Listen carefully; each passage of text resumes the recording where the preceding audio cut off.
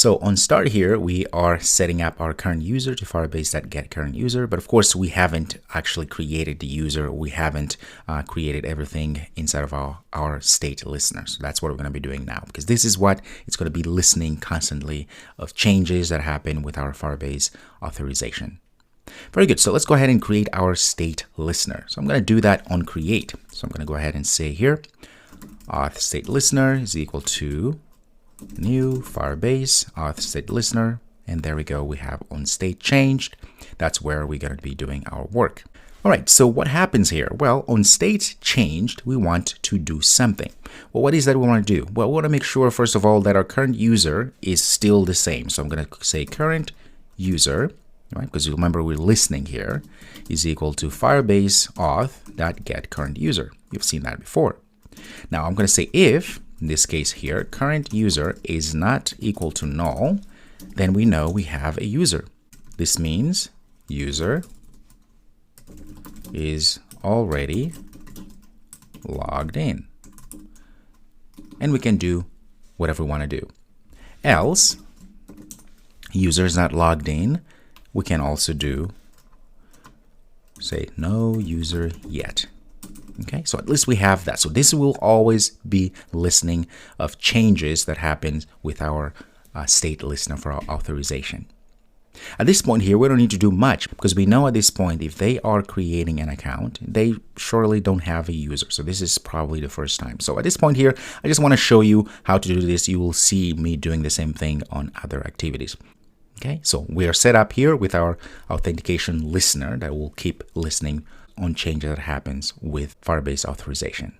Now we're going to create the actual account, meaning we want to make sure that at this point user, when they say create account, we're going to validate our fields here and then hopefully create the account. We're going to create an account using email. So this is the code that we're going to be using to sign up our users. Okay, so remember, all of these users that we're going to be signing up, or this user, it's going to go under authentication here.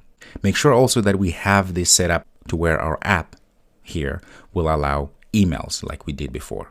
Okay, very good. So coming back to our code, get rid of this. I'm going to come down here. Let's close this down so we don't have all that open there. I'm going to come below here and I'm going to say create account that's set on click listener such, and now here is where the magic begins. So what I'm going to do here, well, what I'm going to do really is I'm going to call the method that is going to go ahead and say create user email account. What this will need, we'll need an email, we'll need a password, and we'll also need a username. Now we'll see in a minute why am I passing a username, because if you look at our assistant here, it says all we need really is just email and password. Why am I also passing username? You'll see shortly. All right, let's go ahead and create this method somewhere outside here. I'm going to say private void create user email account, pass a string email, string password, and string username. Very good. So this is where the show will begin. Well, first of all, we need to get our edit text, meaning we need to come down here and get all of this username, email, and password. Of course, like I said, the username is not needed to create a user, but you will see why I have that. Okay, so let's go ahead and do that. What I'm going to do here is I'm going to say if, in this case, if, I'm going to use a text util class that comes with Android here. Say is empty. Okay, let's check if it's empty. As such, I'm going to pass our email, right? New line, I'm going to say and. So I'm just validating here. So and the same thing, text util, it's not empty. I'm going to pass our password. And also I'm going to keep going, say and, like that. If that is true, I'm going to put an else statement there. So if they are not empty, that means things are good. And I'm going to say username, or do the same thing here. Text utils, that is empty. username. So we don't want any of these to be empty in order for us to actually create an account. Now, because username is optional, I could have just let it be. But in this case, let's just make everything uniform and make sure that all of the fields are indeed required. So I'm going to go ahead and say else here, or else statement. So we have it there. Very good. So if all is good here, that means all is good. That's when we are going to start doing some work. Well, the first thing I'm going to do here is actually say progress that set visibility, say visible, like that. So at this point here, things are good. So we're going to show our progress so that users know something is happening. Because remember, this is going to be called inside here when they click create account. All right. So we still have some errors there, but it's okay. We're going to get there. All right. Now, what we need to do here is we actually need to create an account. We have our Firebase auth. So say Firebase auth dot, look at this. I can say create user with email and password, like that. What I need to pass? I need to pass the email and I need to pass the password, which are the ones we've been receiving. Now, I'm going to have to add a listener because I want to make sure that when this happens, we need to be certain that good things happen, right? So I'm going to say dot add. I'm going to say add complete listener, new and complete listener, like that. And voila. And while we're here, I'm going to go ahead and say dot add on failure listener, like this, so we can complete a cycle. Okay, very good. So at this point here, the task will have the actual user that we created.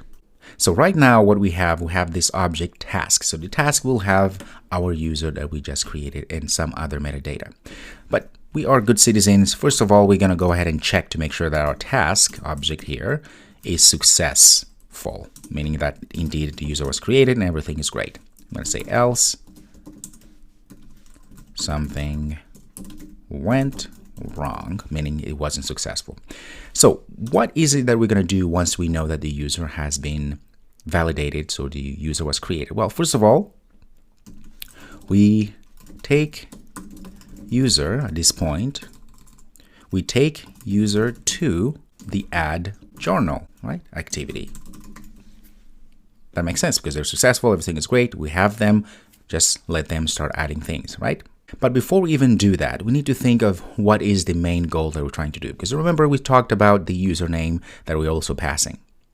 What I want to be able to do is we want to be able to, when we create our user, when we create our account, which means it's going to be inside of our authentication. We should have here, for instance, paul@gmail.com and so forth. So he was authenticated.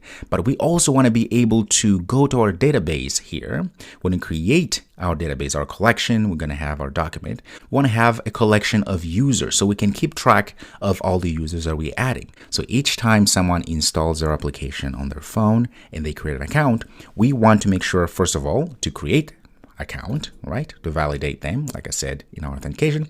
But once that is happening, we want to also add them inside of a user collection so we can keep track of that. To do that, we need to do all of that inside of here, because the moment that we know the user was created, authenticated and created, we can then create a user in our Firestore database in our collection. So at this point here, I'm going to first of all use the current user, which is a Firebase. I'm going to say Firebase auth.current user, like that. Very good. And because each user that has been added has an ID, a very unique ID, I'm going to get that as well. So I'm going to say string, say current user ID is going to be equal to current user.getUID, like that. Okay, now it's going to give me some issues because this could be null and so forth. It's okay. Let's go ahead and assert that current user is not null so that we can actually get the ID that we want. And the ID is always a string. So at this point here, I'm going to create a map. That way we have a user ID and username for our user object or our user collection here. All right. So I'm going to say map. So here I'm going to say create a user map so we can create a user in the user collection. Okay, so map is just going to be string and string because I know exactly what we need to be adding. Say user object like this is equal to new hash map. Okay, we've seen this before. So now I'm going to construct our user object. I'm going to say user object dot put. Well, the key in this case is just going to be user ID like that. And the actual value in this case, I'm going to pass current user ID. I'm going to say user object again dot put. String is going to be username. Aha, now you know why I've been talking about that username. I'm going to pass what? A username that we're going to pay, that we are passing in our method here. Now constructing this document, which will have an object user with user ID and username. Again, this is not necessary to create an actual account, remember, because we're inside of our is successful. We have already created a user, hence we're able to get the user ID. We're just trying to do something extra that will help us to create a Firebase document for us. So as you know, this is not the end. So at this point here, we need to go ahead and save to our Firestore database, right? So we're gonna do that in the next video.